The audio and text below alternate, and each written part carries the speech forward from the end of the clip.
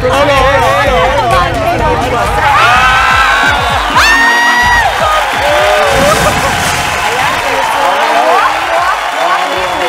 parang hindi tayo maganda example sa mga bata. Mag-helmet sana tayo. Pero bago tayo dumire-diretso sa pag-enjoy, bati muna tayo sa mga bagets! Good morning, mga kapatid! Okay, November 27, maayo na aga. Kayo mo yan, Justin. Go. Wala, yan. Ito na. Repeso na ako. Maayo na aga para sa mga kapatid natin sa Masbate. Extended ang weekend ngayong Lunes para sa mga estudyante at ilang pang may trabaho. Dahil ngayong araw, ginugunita natin ang araw ng isa sa ating mga bayani na si Andres Bonifacio. Tama yan, Jess! Actually, sa November 30 pa talaga ang nakagawian po nating Bonifacio Day. Pero alinsunod na rin sa Proclamation number 90 ng ating Pangulo, nilipat yung regular holiday ng Lunes dahil papatak sa Webes yung November 30. Yan po yung mismong birthday ng bayani nating si Andres Bonifacio. Ganda mo entrance mamawi. Ganda mo entrance mamawi. Ulitin na! Ang bonus mga kapatid, lalo sa ating mga mommy at daddy riyan, makipaglaro na po sa inyong mga anak sa mga ride-on cars na ito, nakikita nyo sa tabi namin at sigurado kahit kayo mag-e-enjoy sa mga mini sasakyan na ito kasi kami nag-e-enjoy ng bongga! Tinan mo, ito. Game. Kahit naman ako, nag-e-enjoy, Maui. Sa mga maliit na kotse na ito. Dito, yan. Pero sobrang cute. Tignan mo, naka-remote control po siya. Pero malaking kotse siya. Tignan mo, nakakaaliw at talagang nakaka-good vibes to. Mami Chiki. Ayan na, ito na. Ito.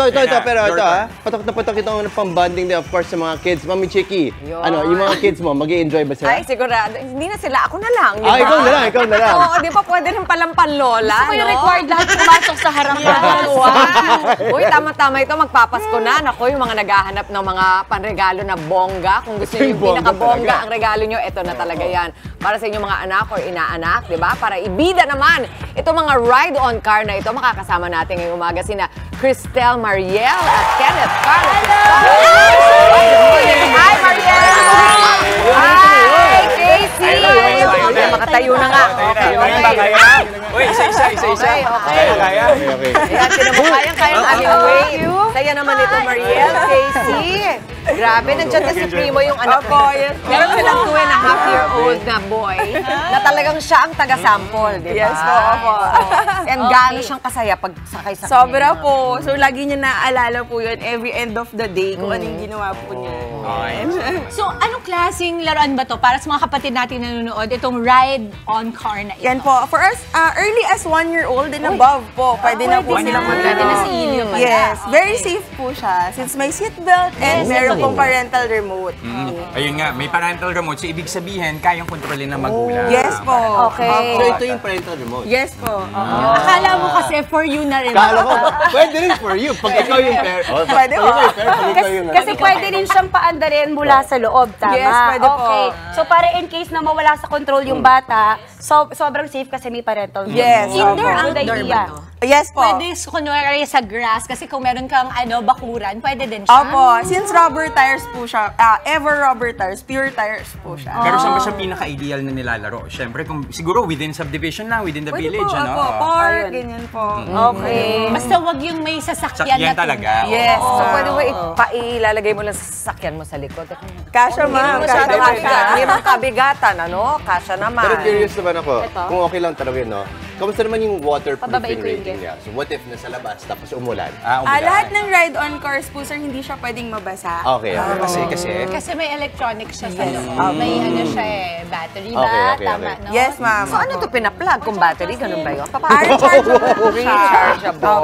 Okay. Okay. Ayun na. Wow, Yung Cobra, naku, para kanino yan? Mami, ito, ano bang benefits nitong mga ito? Kunwari, we have a ride-on car at home. What are the benefits for the kids and for the parents?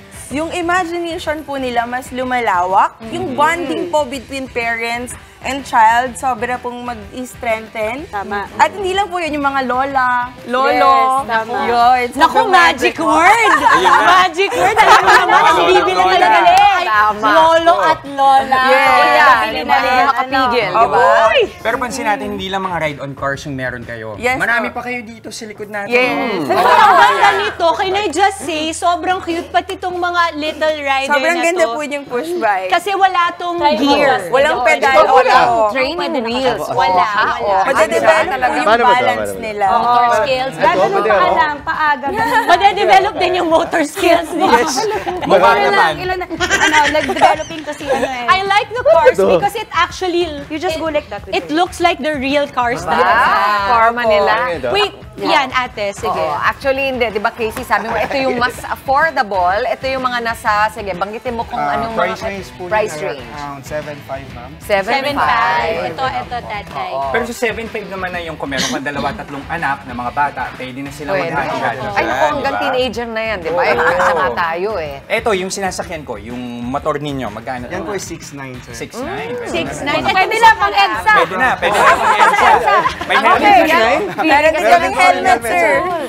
Feeling rider sila, Feeling di ba? rider, Ang maganda dyan, di kailangan ng gas. Ito bagay Tipid sa amin ka. kasi si Papa B nagmomotor talaga. Ay, so sabay sila nila. Sabay ano, sila.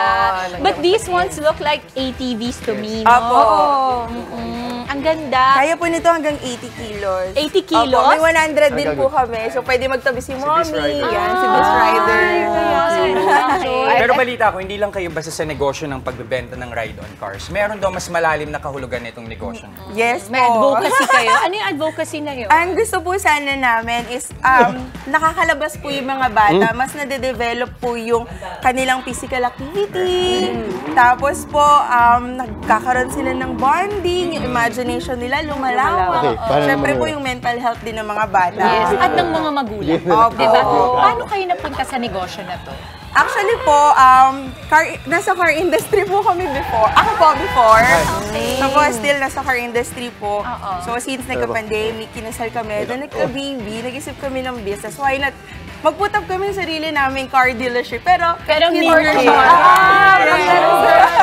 Cute. Alam mo, this will force the kids na lumabas at talagang ibaba muna yung mga screens. Gadgets. Yes, ma'am. Talagang yun, I think, yung pinakabentahan nito, di ba? Opo. Less screen time. Tsaka alam mo, sa totoo lang, feeling ko yung mga bata will always pick this over gadgets. Pag nakita na nila yan, talagang gusto na nila sumakay at maglaro, di ba? For sure, mas pipiliin nila yan kaysa Minsan mag-gadget. gagawin nila, sakay sila, hawak din yung gadget. Ay, Hindi, bawal yan, bawal yan. driving. No texting while driving. No texting while driving.